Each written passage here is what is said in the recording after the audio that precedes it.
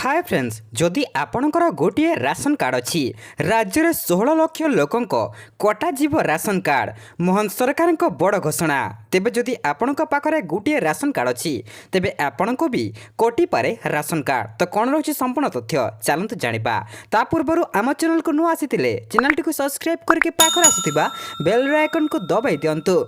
राज्य सरकार बड़ घोषणा। राज्य में लक्ष लक्ष राशन कार्डधारी विधानसभा बड़ घोषणा कर खाद्य जोगाण मंत्री कृष्णचंद्र पात्र। ओडिशा रे मोहन सरकार आरंभ हेबा दिन ठारू बड़ बड़ पदक्षेप निया जाउछि। ओडिशा रे प्रथम थर बीजेपी सरकार आसिबा परे एक्टिव मोड रे अछंती मुख्यमंत्री मोहन चरण माझी।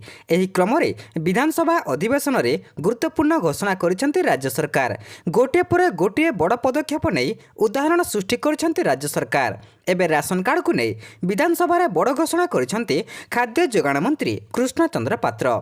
राज्यर लक्ष लक्ष राशन कार्डधारी बड़ घोषणा करा जायछि।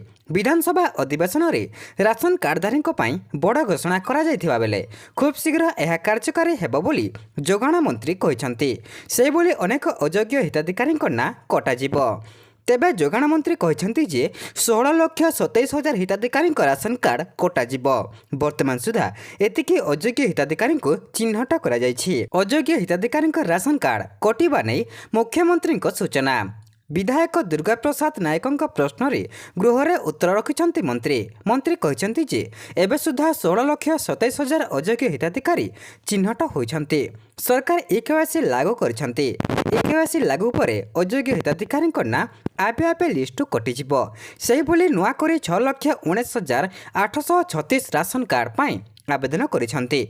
मंत्री कहिछंती धनी लोक बीजेडी नेतांक जरिया रे हातेइछंती राशन कार्ड। पूर्वर बीजेडी सरकार विरोध में एने विधानसभा रे सांघातिक अभियोग आनिछंती मंत्री। बहु धनी लोक बीजेडी नेतांक जरिया रे हातेइछंती राशन कार्ड। पूर्वर बीजेडी सरकार विरोध में एने विधानसभा रे सांघातिक अभियोग आनिछंती। तेबे मंत्री कहिसंती आम विभाग भूत हिताधिकारी एवं धनी लोकों राशन कार्ड रू बाद देइछंती। गरीब लोकों बाद दिया जाउनी कि जीवनी। वर्तमान सेमिति केही दुर्नीति करंती सेमानक विरुद्ध रे कार्यानुष्ठान नेब। एणिकी घरे बसी चाउल पाई परिबे राशन कार्ड हिताधिकारी। जे माने पंचायत ऑफिस आसी पारु नाहंती सेमानक घरे चाउल पहुंचाया पाए व्यवस्था करुछंती राज्य सरकार।